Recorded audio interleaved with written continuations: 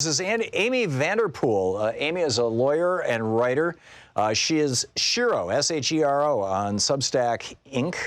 That is shero.substack, substack.com. Her Twitter handle, Girls Really Rule.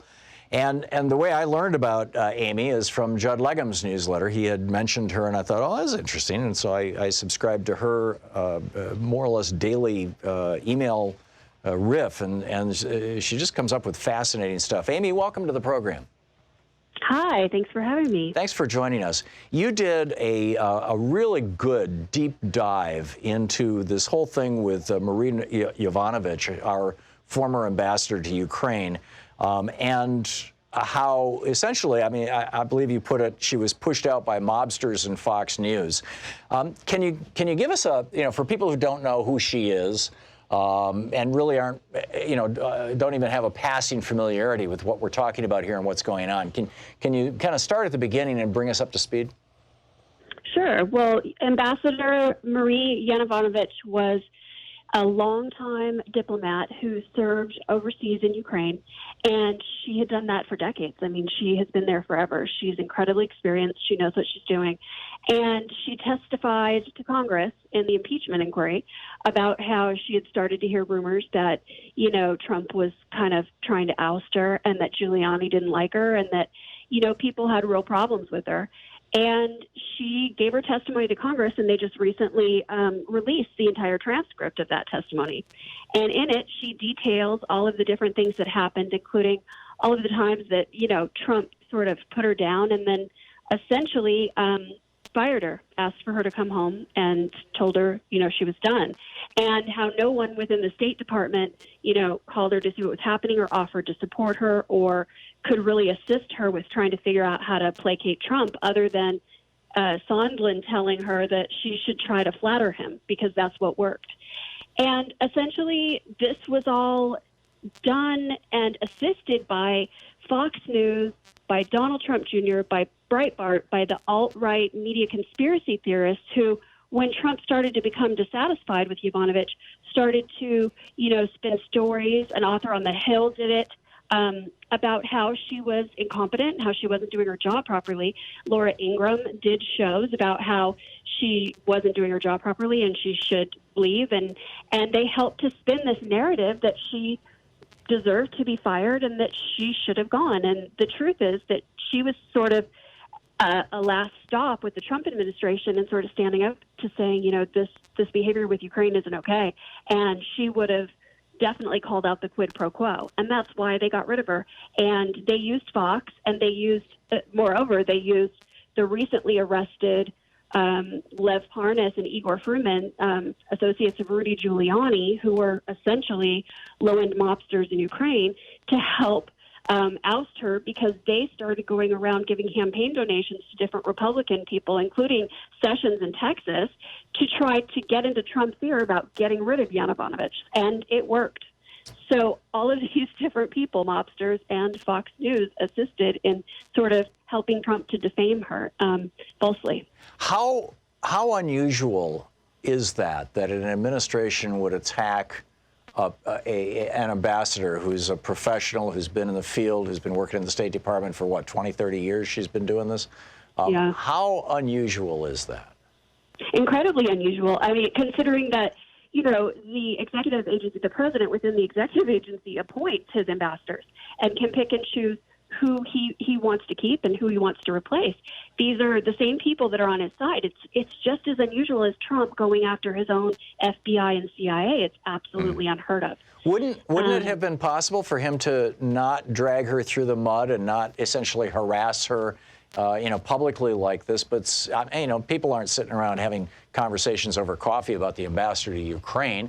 I think if he had simply said, to Mike Pompeo, for example, who's her boss, the Secretary of State, this woman is not playing ball with us in Ukraine, and we're trying to do this whole thing where we're blaming the DNC hack on on Ukrainians instead of Russians, and we're trying to get them to find some dirt on Joe Biden, and she won't play ball. So why don't you just assign her to someplace else, send her to Cameroon or something? And it just could have happened quietly, and nobody would have noticed, and except for her. And I mean, why this? It seems like almost a need. I mean, Donald Trump Jr. this morning apparently has outed the whistleblower.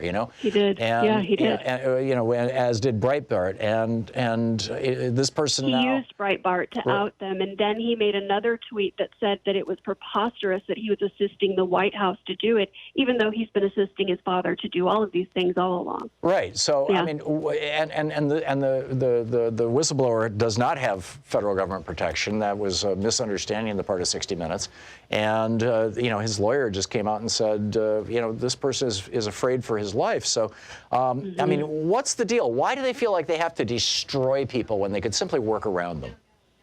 I think there's two reasons. I think that first, it's indicative of the fact that there was ill intent on behalf of the Trump administration to cover up what was happening.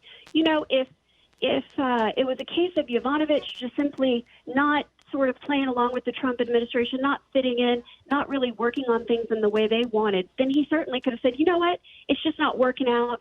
You've been here a long time, but you're from Obama. I'm not feeling it. See ya, and done what you had said. But the fact that he knew that had he said, okay, she's a danger to me because she is going to report the fact that I'm doing this quid pro quo, means that he knew it was wrong and he had to cover his tracks. And then the second thing is, I think that it's just Trump's MO. I think that it's what he does. It's what he knows. In order to get rid of somebody, he has to appear like the good guy. He's the narcissist that has to be this great, wonderful savior, and the victim and somebody else has to be at fault. And so he couldn't just get rid of her. He had to completely defame her and make all of these accusations to try to ruin her professionally because she wouldn't do what he wanted. It's what Trump does. Michael Cohen testified about this when he was in Congress. He said, Trump doesn't tell you what to do. He doesn't need to. You know what you're supposed to do. It's like the mafia, like a mobster thing. Well, you know what you're supposed to do. Yeah, that's where I was going. Lamar Walder and I wrote a couple of books back 15, 20 years ago about the mob activity in the 60s. And, specifically Carlos Marcello and Santo Trafficante. And these guys killed people routinely, but killing somebody because you wanted to get rid of them or get them out of the way was typically the secondary purpose. The primary purpose of the killing was to say to the other 30 or 50 or 300 or 500 people who might be in their sphere of influence, this is what happens to people who mess with me. Yeah, you better stay in line.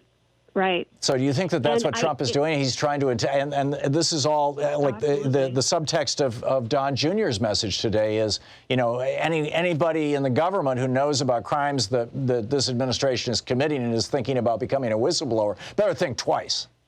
Right. If you go against me, I'll destroy you. And he does it in every context. He does it with anyone who goes against him on any level. It's not just, within the capacity of the presidency. It's, the women who are speaking out against him with the rape allegations. It's the people who just won't play ball in the way he wants.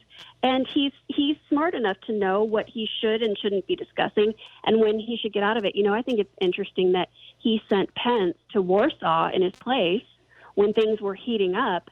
And when there were prime discussions going on with Zelensky about this aid, it's like he knew what was coming, and he knew that he couldn't be there for that situation and have direct contact in those meetings. And that's when he sent, the referred three amigos, Perry and Sondland and Volker, over to sort of handle business behind the scenes while Pence, in my opinion, Pence, of course, knows about all of this, knows about it and is conducting all of the ceremonial stuff.